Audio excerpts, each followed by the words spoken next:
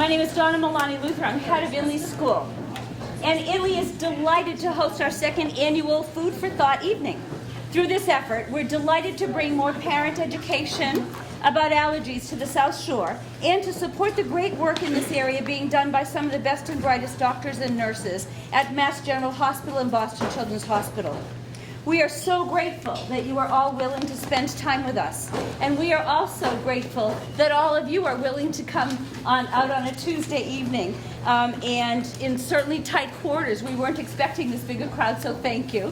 And it is for a great reason, so thank you. At Inly School, our belief is that physical and emotional safety and the well-being of each child is at the core of teaching and learning.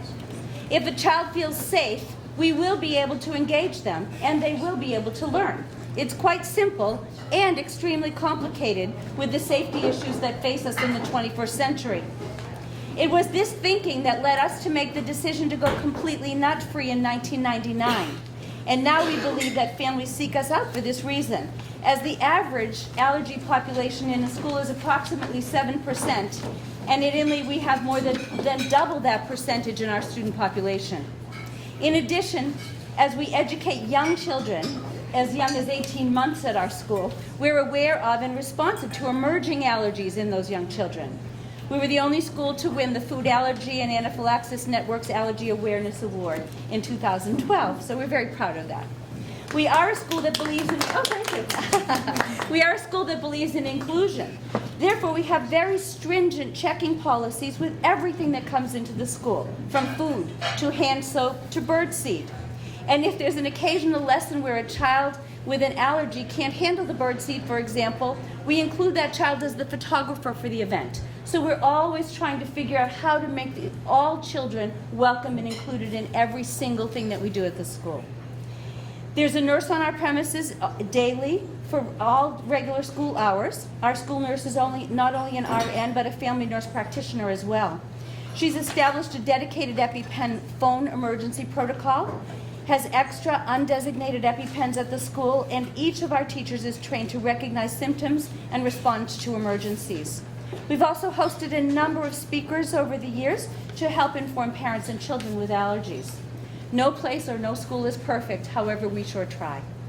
Inly's commitment to this subject is reflected in the dedication of two of our parents who've helped make this evening work. First, a big thanks to Amy Cowan, who has essentially invented this entire evening. Thank you, Amy. And to our moderator, Paul Antico, also an Inly parent, and I'll introduce him more formally in just a moment, but thank you, Paul, for everything. The format of our evening is as follows. I will turn this over to Paul, who will in turn introduce three different panels. The panelists will address some questions that some of you have already asked, and then we'll open it up for a couple of questions in each of the three sections. One area is research, one is clinical care, and the third is quality of life. After each panel, as I said, there'll be a question or two, and at some point at around 8:15 or 8:20, we'll close the formal part of the evening and leave time for networking. And at that time, we will set up three sections of the room, the same three sections: research, clinical care, and quality of life. And you'll have the rest of the evening to go ask questions and eat some more of the food and drink.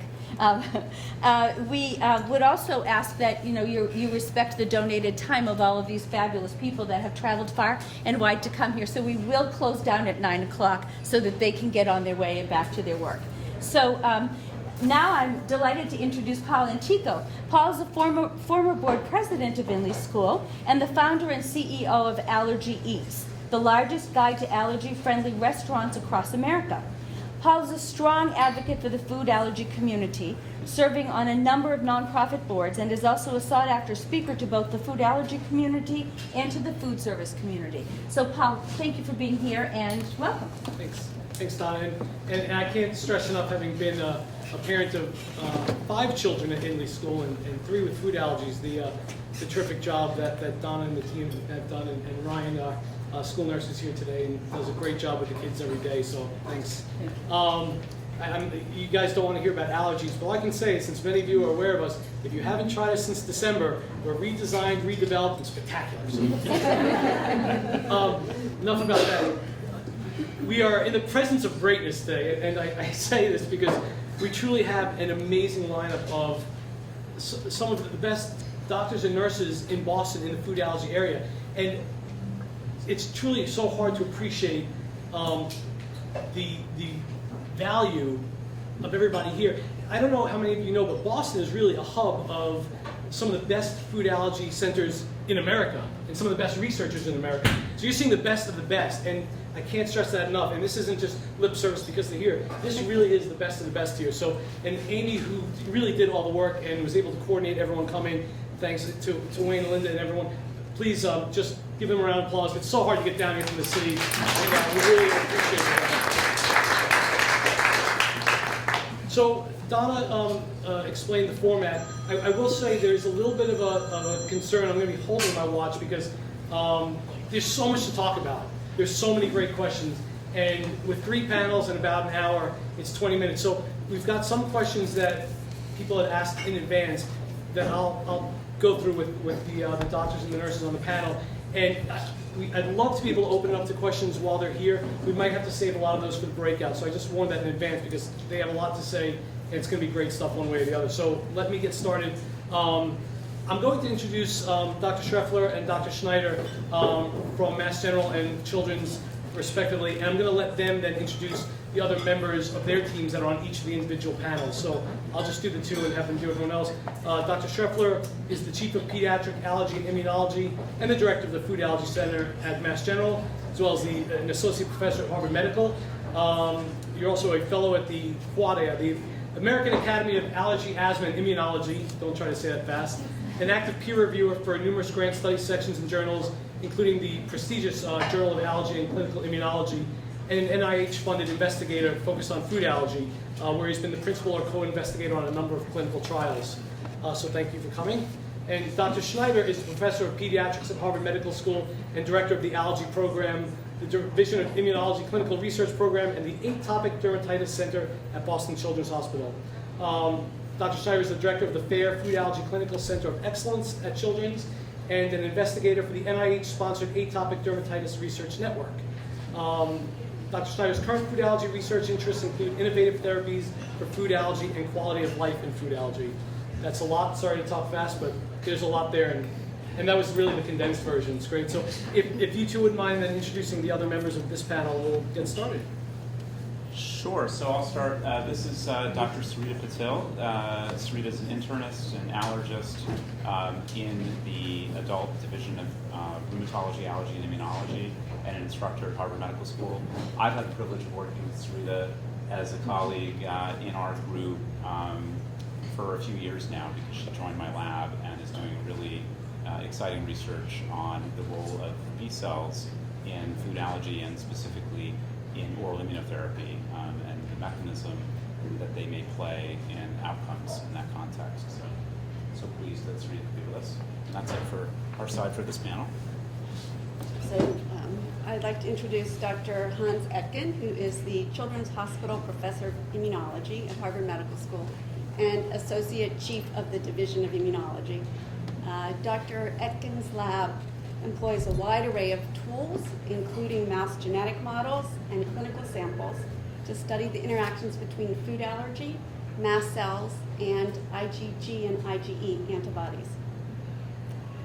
Recently, Dr. Oettgen's lab has shown that inhibitory IgG antibodies, which naturally occur during oral immunotherapy in both mice and humans, block mast cell responses via a specific receptor, the Fc gamma R2P receptor. In addition, with our Food Allergy Center Director, Dr. Talal Shatila, Dr. Oettgen has studied the microbiome of mice and the relation of specific microbes to food allergy. And then next to him, I'd like to introduce Dr. Andy MacGinnitie, who's Assistant Professor of Pediatrics at Harvard Medical School and Clinical Director of the Division of Immunology. Dr. MacGinnitie is a co-principal investigator with me on our study of peanut reactivity reduced by oral tolerance in an anti-IgE clinical trial, also known as PROTECT, and is also an investigator in the PEPITES and the AImmune oral immunotherapy studies. He's the leader of our food allergy quality improvement efforts and is in charge of our standardized clinical management plan for food challenges. And as some of you know, Dr. MacGinnitie and Carol Timmons, our nurse, were seeing patients in Weymouth today. Thank you. So I'm going to direct questions to individuals, but feel free to jump in or tell me if somebody is more appropriate.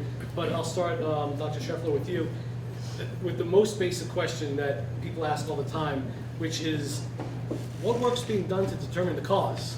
So we don't know what the cause is, but how are we going to find the cause? There's a lot of talk about OIT and things like that, but how do we find the cause of food allergies, and what's the status of that work? Yeah, so that is the $10,000 question. We probably should, multiple people here maybe want to weigh in. But first of all, I want to echo what Paul said about what a privilege it is to be here with all of you and at the table with this group of colleagues. It's been, I was recruited from New York 5 years ago now to come to Boston, and it's an amazing environment to be part of, and it's really a pleasure to be up here with this whole group. So, we know that food allergy, there's, I would say, pretty strong data that there really has been an increase in the prevalence of food allergy. That probably seems like not even a controversial statement to a group like this, but it is actually a difficult thing to pin down, separating out whether there's sort of more diagnosis or a true increase in prevalence. I think at this point, there's good consensus that there really has been an increase, and furthermore, we see an increase in allergic diseases of other types as well, so asthma, eczema, and hay fever, and that change has been pretty quick. So the pace of that is really not something that can be explained by sort of our genetics shifts in that way. So even though allergies, including food allergies, tend to run in families, I would wager a bet that many of you have a child who is the first one in their generation to have a manifestation of food allergy, and yet probably there's some allergies in the family as well. So one of, I think, the most exciting sort of hypotheses about that, often referred to as the hygiene hypothesis, but maybe better understood in the last few years, is something that's potentially mediated by changes in the microbial community that has evolved with us and that has probably been subjected to a lot of change over the last few decades, correlative to changes in our lifestyle. May have a lot to do with the education of the immune system early on, and probably plays a big role in helping to explain why rates of allergic disease have increased in food allergies in particular. We have one study, and I just want to highlight Dr. Yuan, because I won't get to introduce him. I guess he's on the clinical care panel, and is my co-investigator in a cohort study now with about 700 children enrolled from a single pediatric practice, trying to address some of this. Some of the work that Doctors Chatilla and Oettgen here, and maybe you want to emphasize that or amplify it, have pointed to an important role for the microbiome, and we're also studying the microbiome in the case of these kids. There are other things that have changed, of course, a lot of interest and questions that we often get about food processing or other things. I think that the evidence base for many of those things is a little bit weaker, but there's clearly a lot to learn, and I think we don't have very definitive answers. And I'll open it up to ask anyone to expand on that or. Yeah, I would just say that the other big factor is timing of introduction. Mm-hmm. So there's really important research that is. Excuse me, Yep.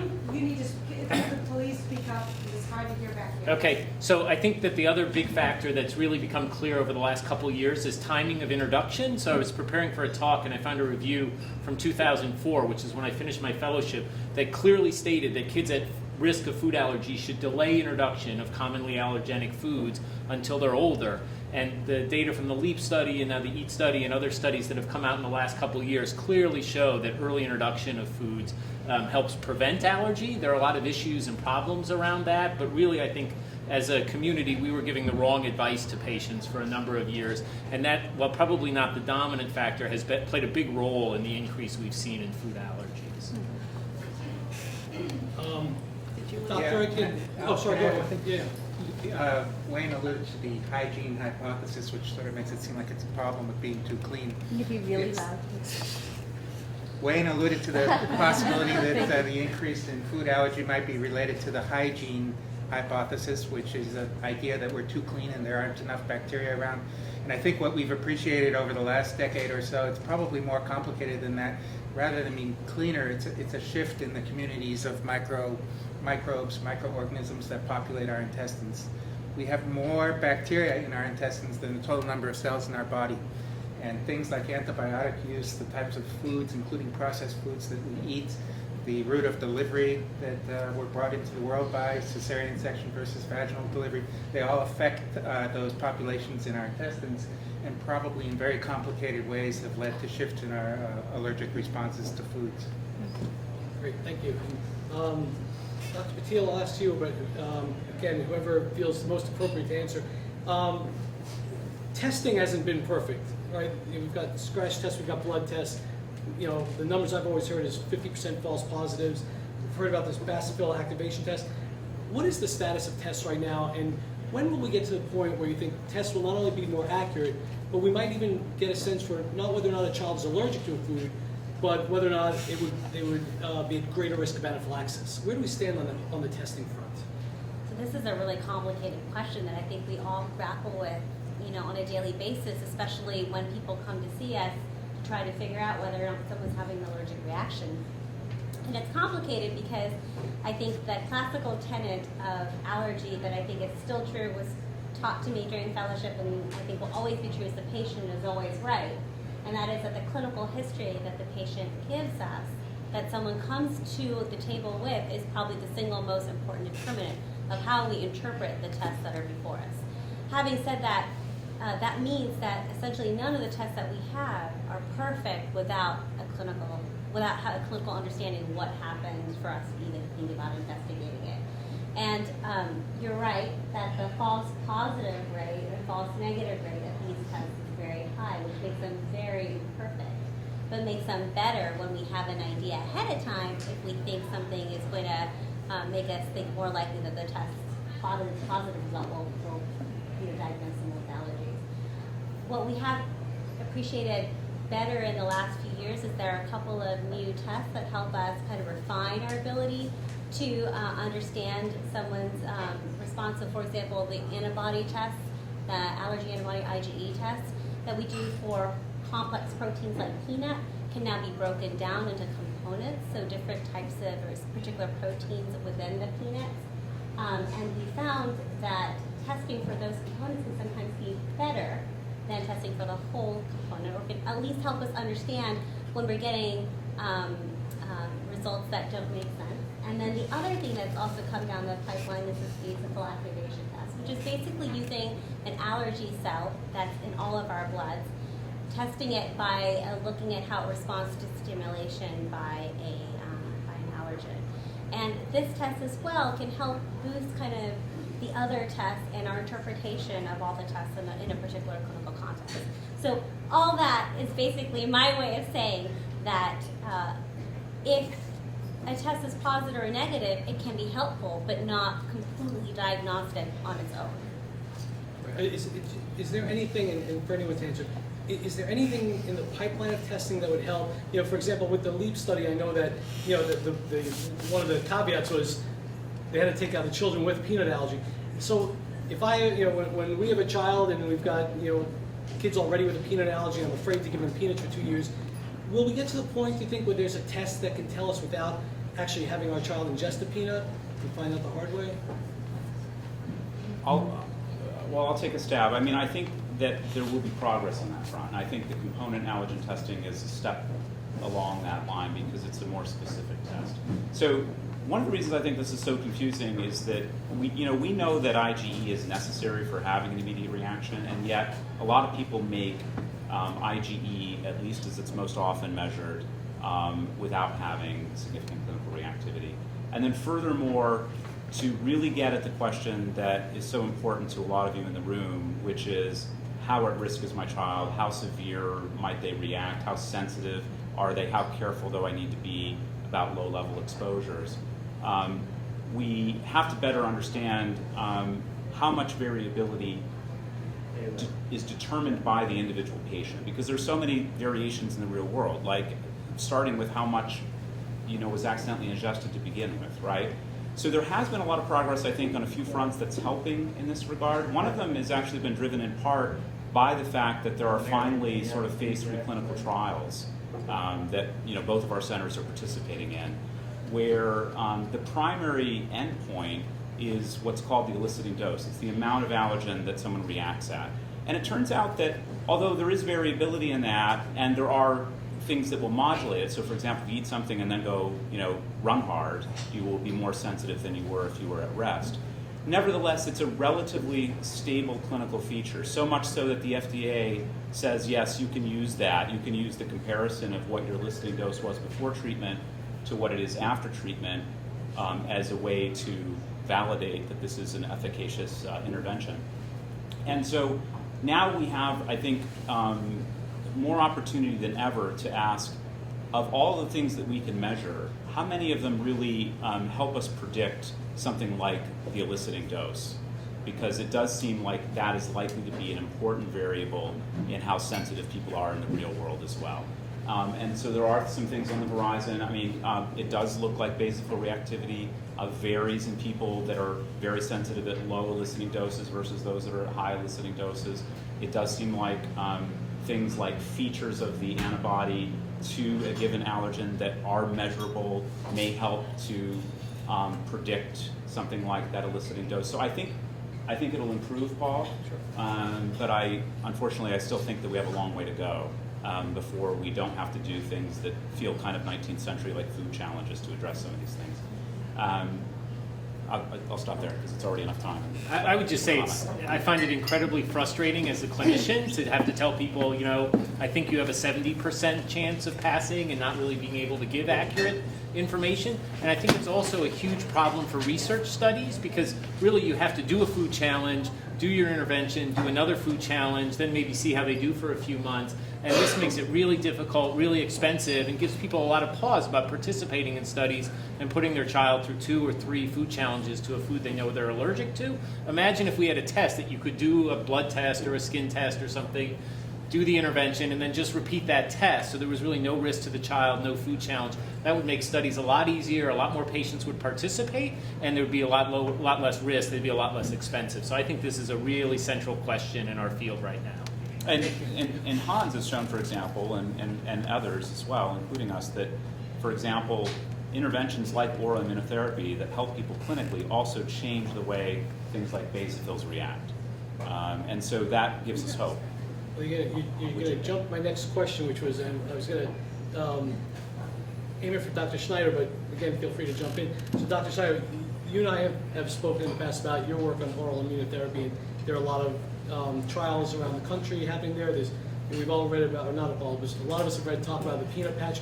What do you see coming down the horizon that gets you very excited in terms of helping either with desensitization or another way of treating patients? Well, I think that the fact that we have 2 companies in phase 3 trials is really terrific. So there is the Viaskin peanut patch, which is a patch that is applied daily to the skin, which is in a phase 3 trial. It's called Papeets. And then another company called, that's named Aimune, has basically a peanut capsules with peanut flour that they've very carefully measured and processed, that's also in phase 3 trial. So I think, the phase 2 studies for both of these medications look very good. So I think it's hopeful that maybe in 3 years, it's a little optimistic, maybe in 3 years we might have something approved that could be used. Because there's no therapy for food allergies, both of the companies did get this sort of breakthrough designation so that they should get through the FDA a little more quickly. So I think that those are exciting. Now, one thing is that, these are desensitization programs. Neither of these are a cure. So at the end of the studies, their patients are going to need to continue to have peanut exposure, at least for now. We have done a milk OIT study and a couple of peanut OIT studies, both of these with initially using Xolair, but then now the patients are long off their anti-IgE years old there, and they're in long-term follow-up. And really, of all of our patients, and most of them, I would say, are desensitized. They still need to have the small amount of peanut every day. And both the peanut patch study and the Immune study, that's actually called Palisade, both of their products are really for patients to ingest to prevent reactions with cross-reactivity. So not for patients to be, having a peanut butter sandwich at lunch. It's you take your peanut patch or your capsule flour in the morning, and then you're likely protected if you would have an accidental exposure. But Dr. Schneider, some of your research, I recall, was on dairy allergy, was on milk. Yeah, we did. So we're talking a lot about peanut, but this actually can be applied to any major allergen? Yes, exactly. So oral immunotherapy has been done for milk and egg, and both of these companies, DBV Technologies and Immune, they are both developing either patch or the protein in capsules for milk and egg. They both have them in their development pipeline.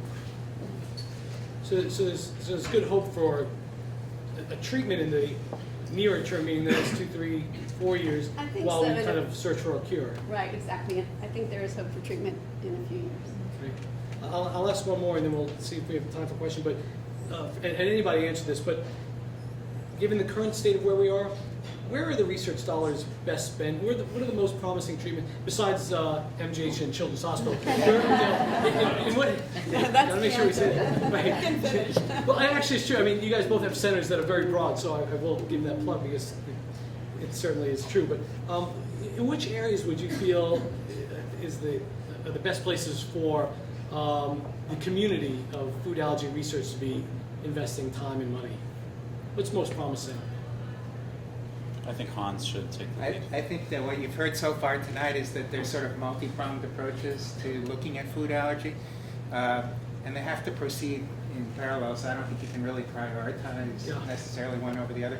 We have to understand the basic mechanisms that are driving food allergen sensitization and why that's increasing, and what are the forces that drive that, including microbiome, so that we can then see future clinical studies on manipulating the microbiome by using specific kind of probiotic mixes that would do that. We have to, at the same time, take off on past observations that have been made in basic science and do the clinical studies, which everyone in our institutions is doing.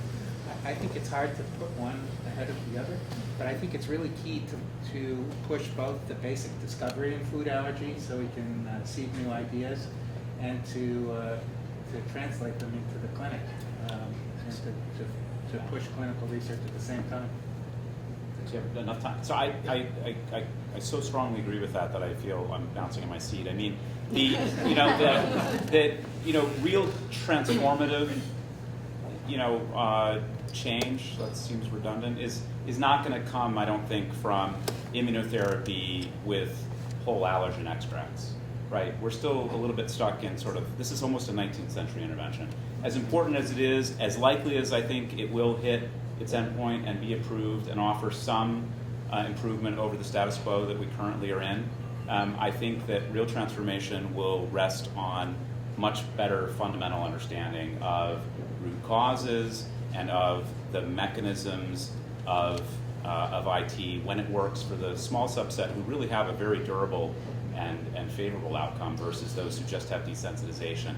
So, both of these centers and others around the country, but these are places where, we're really trying to make the most out of each of those clinical interventions. We're really trying to do the fundamental basic work in either animal models or in human systems. And I think there's no substitute for that. There's no shortcut. I think that's really very, very important. And you asked about how to support the kind of support that comes from philanthropy in a good place is leveraged to get additional dollars from the NIH, et cetera. And I think both of these institutions, as well as others around the country, do that well. And so it's a return really on investment. I hope that's certainly our commitment, our contract.